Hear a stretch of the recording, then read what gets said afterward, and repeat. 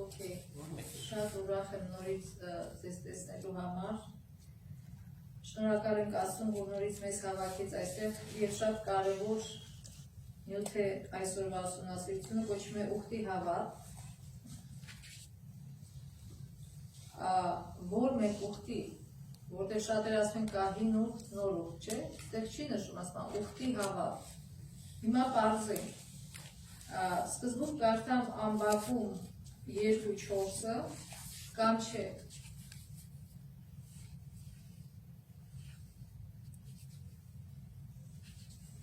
Okay. Դուհարկիցեք կարդաս Գաղաթացիներ 3:11 հիշելու համար այսօրվա։ Եվ եթե օրենքով մեկը չի կրնալ արդարանալ Աստծո առջև, այդ հայտնի է, քանզի արդարը հավատքով պիտի ապրի։ Բայց շնորհակալություն։ Ուրեմն ստեղ Պողոսը մեջ է բերում հին կտակարանից, Ամբակում 2:4-ից, այս արդարը հավատով է ապրելու, Ամբակում 2:4-ը կարդանք, ահա հապարտ մարդուն հոգին իր ներսիդին ուղիղ չէ, բայց արդարը իր հավատքով պիտի ապրի։ Զարմանալի է, չէ՞, շատերը ասում են հին ուխտում ասում են այդ մյուս եկեղեցիներում, մարդիկ փրկվում էին օրենքի գործերով, իսկ նոր ուխտում ասում է Հիսուսի արյունով, բայց տեսեք Ամբակում ինչ ասում, երբ ասում, հին ուխտում, երբ որ Հիսուսը դեռ չէր խաչվել, ուրեմն սա շատ կարևոր միտք է մեզ տալիս, որ հին ուխտում, նոր ուխտում փրկությունը կատարվում է նույն ձևով, Քրիստոսի արյունով, թե ինչպես կպարզենք։ Ուրեմն ստեղ նշում է, որ Քրիստոսի ծննդից մոտ 7 դար առաջ կար Հոմերոսը, որ գրեց Ոդիսականը, եւ դա Ոդիսեցի մասն էր, որ մեծ ռազմիկ էր, ոնց Տրոյան ինքը վերավեց, հիշում եք, որ այդ ծին սարքեց, խաբելով մցրեց։ Եվ երբ որ ինքը ջանջախտի չախտանակը տարավ, ինքը որոշեց գնալ հետ հայրենիք Իթակեն։ Եվ այդ ճանապարհությունը տևեց 10 տարի։ Ճիշտ այն ժամանակ չկար ինքնաթիռներ, ավտոներ, եւ կմտածենք, հա, նորմալ է որ տևեց 10 տարի, բայց չէ, ինքը կարող էր ավելի շուտ հասնել։ Ուղղակի ճանապարհին շատ խոչընդոտներ եղավ, էլ հրեշներ, էլ որ ասում են ցիկլոպ, մեհաչկանի, չգիտեմ ինչ, եւ նավաբեկություններ, խռովություն, փոթորիկ, այսինքն շատ խոչընդոտներ այդ ռազմիկի առաջ կանեց, մինչև որ ինքը հասներ իր հայրենիքը եւ հետո ասում է, երբ որ աստվածները, քանի որ սա գրել է Հեթանոս Հոմերը, այն վաղ Հունաստան հավատում էին այդ աստվածներին, եւ ասում է, աստվածները տեսան, որ ինքը շատ տառապեց, եւ ասին լավ, բավա տառապի։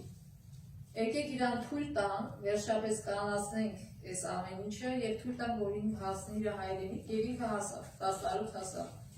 Հիմա այս պատմությունը որոշ չափով հիշացնում է մեր վիճակը, չէ՞։ Այսինքն մենք էլ գնում ենք երկնային հայրենիք եւ ճանապարհին տարբեր խոչընդոտներ է, չէ՞, մեր առաջ գալի է փորձություններ եւ այլն։ Մենք հրեշների, ցիկլոպների չենք հանդիպում, բայց կարող է նավաբեկություններ չի լինում, բայց կան ուրիշ շատ խոչընդոտներ, փորձություններ, որ գալիս է մեր գլխին։ Բայց տարբերությունը ինչ է։ Մեր Աստծո ու այդ բազմաստվածային մտածելակերպի տարբերությունը, այսինքն մեր Աստված էլ ասում, օ հերիքա, թագուհին ասենք, թե ինչքան տանջվեց հերիքա, հիմա թույլ տան, որ ինքը հասնի իր ազատ տեղը։ Բայց այդպես չի։ Մենք հասնում ենք երկնային հայրենիք ինչով։ Քրիստոսի արյունով։ Մենք չենք կարող մեր տառապանքներով խավել մեր մեղքերը։ Մենք չենք կարող փրկվել մեր տառապանքները հաղթահարելով, այլ Հիսուսի արյունով, հավատքով ենք մենք փրկվում։ Ասում արդարը հավատքով կապրի։ Ուրեմն մոմ վարելով չենք գնահատում։ Եվ շատ ուրիշ կրոնները մենք գիտենք տարբերվում է ինչով, որ իրանք օրինակ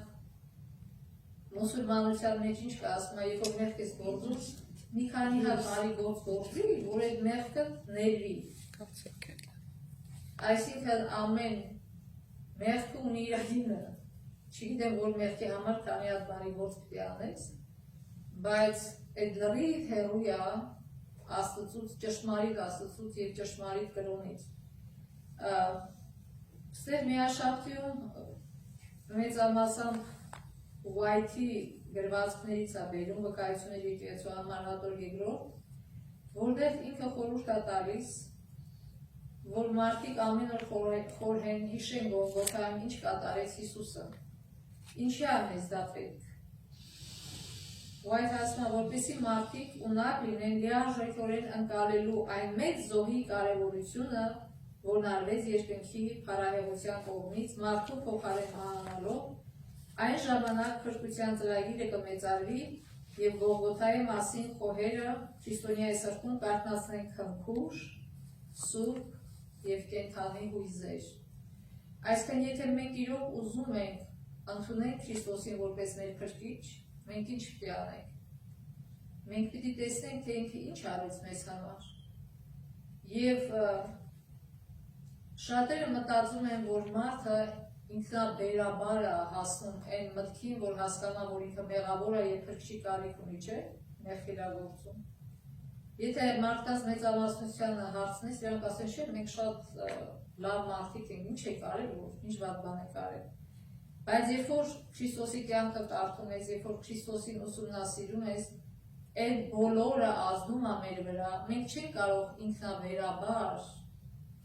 հասկանալ, թե ինչքան մեղքի մեջ ենք մենք։ Պետք է մի դրդող բան, որ մեզ վերի դեպի այդ գիտակցությունը։ Եվ Աստված մեզ ամեն քայլափոխի տանում է դեպի այդ օրը, որ մենք ավելի ու ավելի լավ իմանանք, թե Քրիստոսը ինչի է մահացել,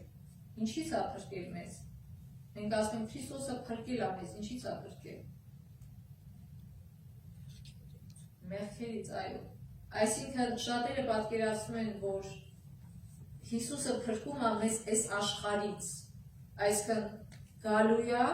ու տանեն աշխարհ կապ չունի, թե մենք ինչ վիճակում ենք։ Չէ, առաջինը, այո, տանելու է, բայց ում է տանելու։ Հայտնության մեջ ասում է, երկնքի արքայությունը չեն մտնի ով, շնացողները, գողացողները, դեսը դենը։ Այսինքն մենք պիտի պատրաստ լինենք։ Իսկ դրա համար առաջինը ինքը իր արյունը թափեց, որ մեր մեղքերից մեզ փրկի, որովհետև մահվան պատիժը ինչ է, մահվան վարձքը ինչ է, մահ։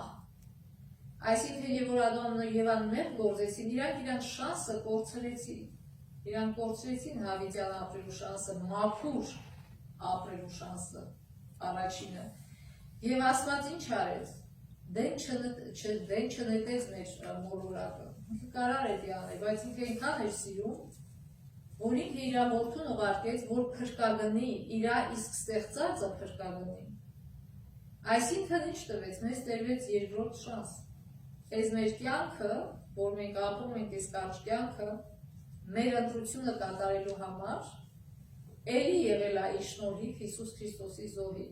եւ հավիտենական փրկությունը, եւ այս կարճ կյանքը մեր։ Եթե Քրիստոսը չզոհվեր, եթե Քրիստոսը իր արյունը չթափեր, մենք այս կյանքում չենք ծնվի։ Մենք չենք ունենա այս շանսը, որպեսզի վերադառնանք դեպի Աստված, որպեսզի անենք մեր ընտրությունը։ Հիմա կարդամ Պետրոս 1:18-19 ասում է. իմանալով, որ ձեր հայրենավանդ ունայն կյանքից ոչ թե արծաթով կամ ոսկով փրկվեցիք, այլ Քրիստոսի պատվական արյունով, իբրև անբիծ ու անարատ գառան։ Այսինքն, երբ որ Մովսեսը տվեց այդ իսական օրենքը, եւ մարդիկ ոնց որ անցած անգամ ուսումնասիրեցին, թարգին շատ լավ մատուցեց, մարդիկ ինչ էին անում, որ մեղք են գործում, վերցնում էին գառանը, 3 օր պահում էին, սնուցանում էին եւ բան էին անում, տենց էր օրենքը, եւ հետո բերում էին զոհաբերության, դնում էին իրաց ձեռը գառան վրա եւ մեղքերը ասում էին եւ սիմվոլով այդ մեղքերը թափվում էր գառան վրա եւ արյունը տարվում էր ներս։ դեպի սրբության սրբոց։ Այսինքն, որպեսի մեղքերի քավություն կատարվի, տեղ էր կատարվում մեղքերի քավությունը։ Ուրեմն,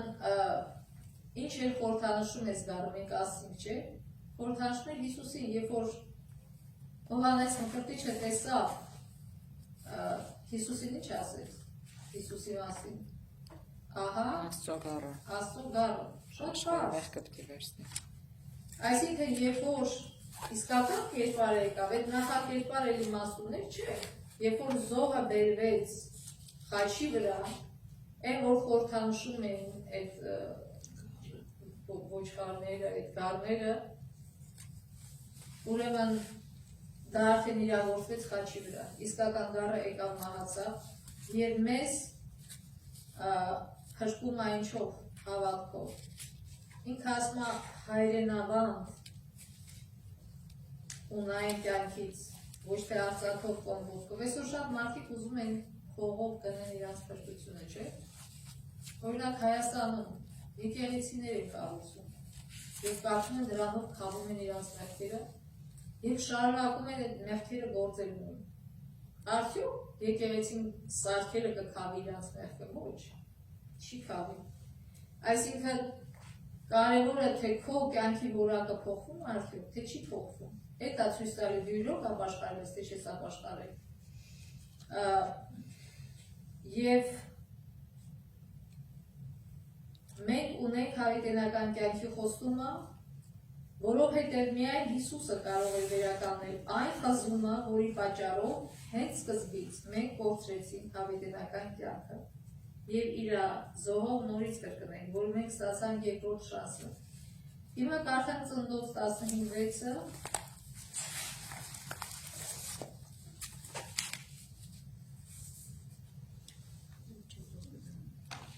որ էլի 5 տակարանից է, և տեսնենք ինչ է ասում, որ այսօր շատ եկեղեցիներ ասում են, որ 5 տակարանում օրենքը պահելով են փրկվել։ Հիմա տեսնենք ինչ է ասում, ինքը 5 տակարանը։ Աբրահամ հավատաց Տերոջը, որը Աբրամին արդարություն սեպեցավ։ Ահա, արևիլա հայերի կարդան, Աբրամը հավատաց Տիրոջը և նա նրա համար արդարություն համարվեց։ Այսինքն ինչով փրկվեց Աբրահամը, էլի հավատքով,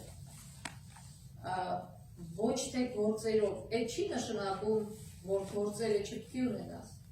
Երբ որ ամբողջ Աստվածաշի ամբողջ կոնտեքստով նայենք ինչ է ասում, Հակոբոս ինչ է գրում։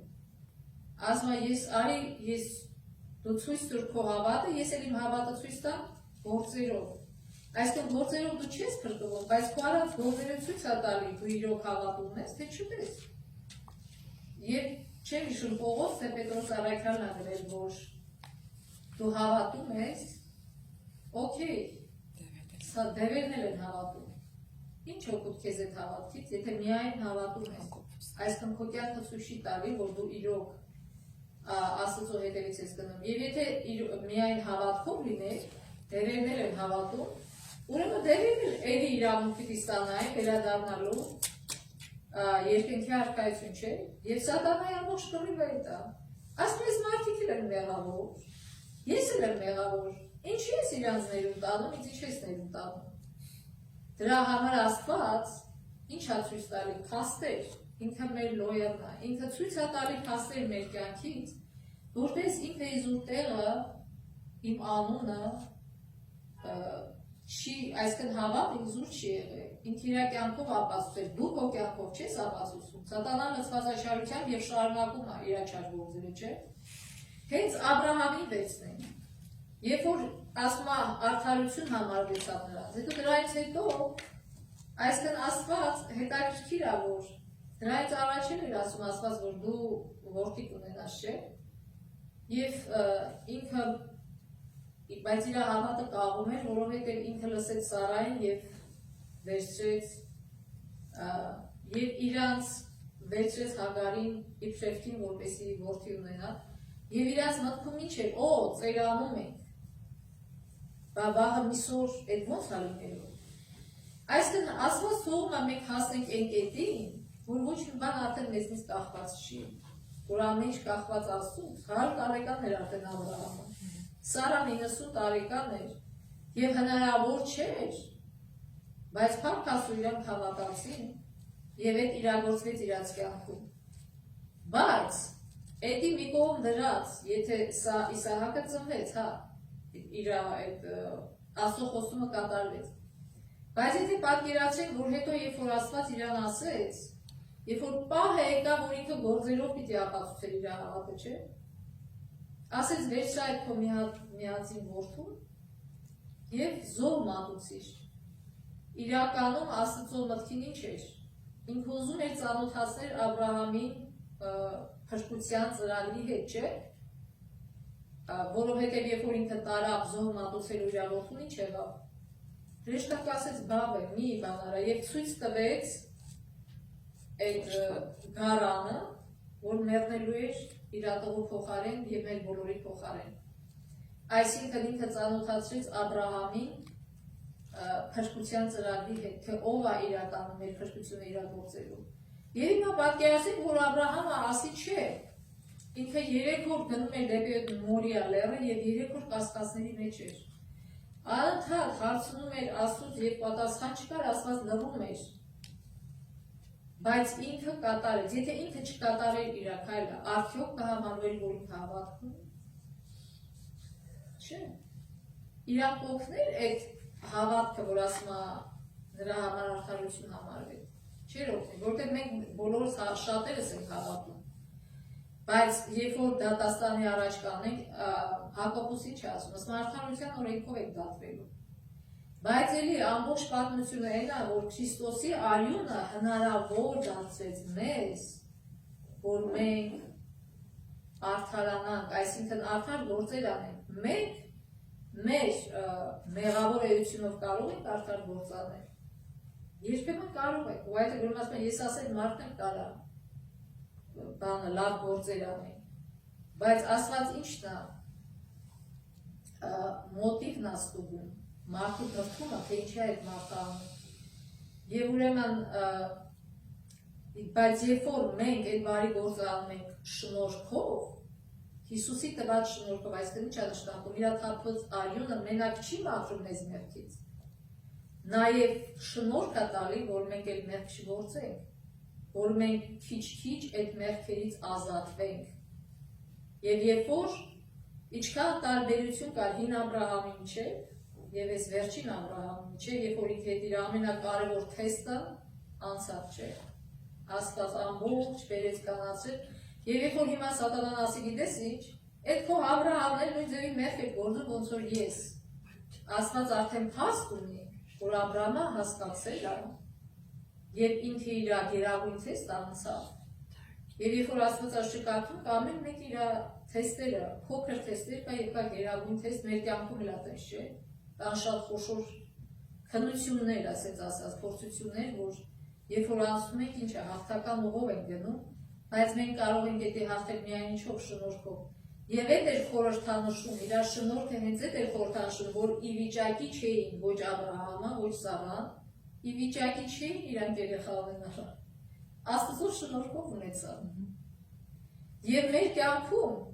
շատերիս կյանքում եղել եկել ենք փակուղ առաջ ենք անել, շատ ենք փորձել ինչ-որ բաներ անել, բայց դու տեսել ենք չէ, ոչ մի բան չի կարող անել եւ մեր հայացքը հառել ենք Քրիստոսին եւ ինքը իր շնորհքով մեզ տվել է փրկություն։ Այսինքն այսօր աշխարհը երկու մասի է բաժանված, երկու ծայրահեղության։ Մեկը ասում է Քրիստոսը մահացել է, մենք հիմա ինքը մեզ փրկում է, կապ չունի։ Մենք հավատք ունենք, ինքը մեզ փրկում է, հիմա այդ օրենքը կկատարենք, չենք կատարի, էդի կապ չունի։ Մյուս ծայրահեղությունը, երբ որ հրեաները ասում են մենք օրենքով ենք փրկվում, օրենքի գործերով։ Բայց կա դրա մեջտեղը։ Երկուսն էլ գնում են միասին հավատք եւ հավատքի արգասիքը, որտեղ բոլորս էլ կարող ասենք հավատք ունեն։ Ոնց որ Հիսուսը այդ մարդուն, որ ասեց ներում են քեզ մեղքերը, չէ՞։ Ինչ ասեցին այդ փարիսեցիները։ Ասին էս ով է որ ասում, մենակ Աստված կարող մեղքների։ Եվ ինքը որպեսի ապացուցի, որ ինքը ունի այդ հեղինակությունը մեղքներելու։ Ինքը ասում է որն է հեշտ ասելը։ Ներված են մեղքերը, թե ասելը վեր գաս եւ քայլիր։ Եվ ինքը ապացուցեց, ասում տեսա, որ Աստծո որդին